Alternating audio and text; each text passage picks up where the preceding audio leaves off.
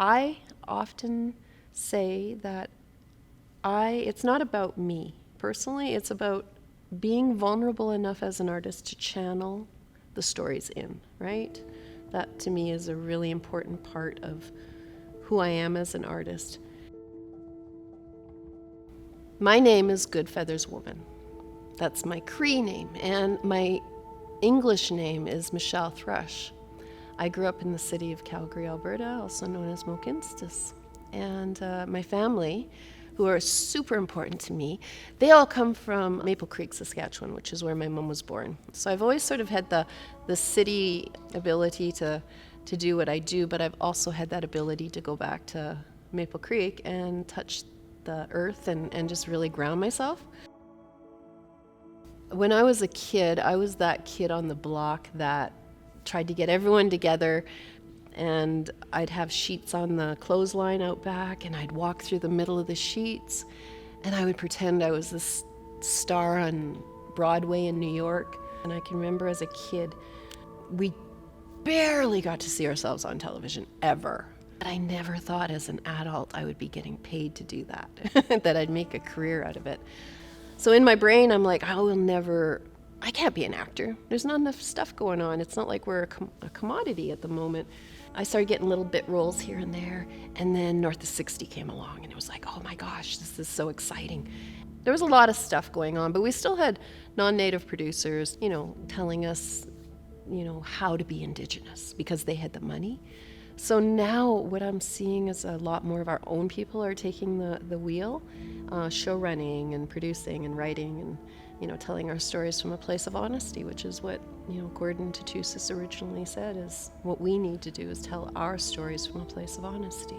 And I know as an Indigenous actor, we deal with very intense topics, always, because all of our energy is continuously put into how can we create solutions in the devastation of what colonization has done to our communities. So a lot of the scripts have to do with shining light on places that have previously been dark and taking shame out of places like that. So when we did Blackstone, there was a lot of times after I'd do a super intense scene, just letting all of it out and really intense stuff that we do as actors.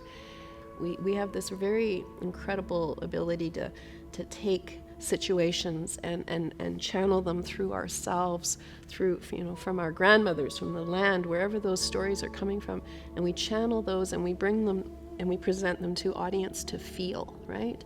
And that's how I see my job.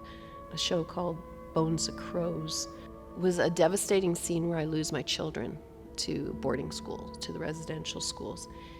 And so when I did that scene, it was just, I did 3 takes on it, and I was just like heaving in pain.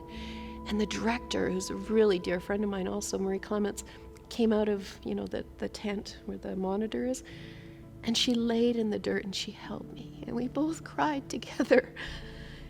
I think everyone on that set that day was crying because that's our truth. So that to me is a huge progress as a performer, to know that we're creating these things that allow us to go there and not to be left alone after to deal with what we've drudged out of our soul. It's been a long uphill road, but it's been absolutely essential to getting us to a place now where we're telling our stories from a place of honesty and feeling protected.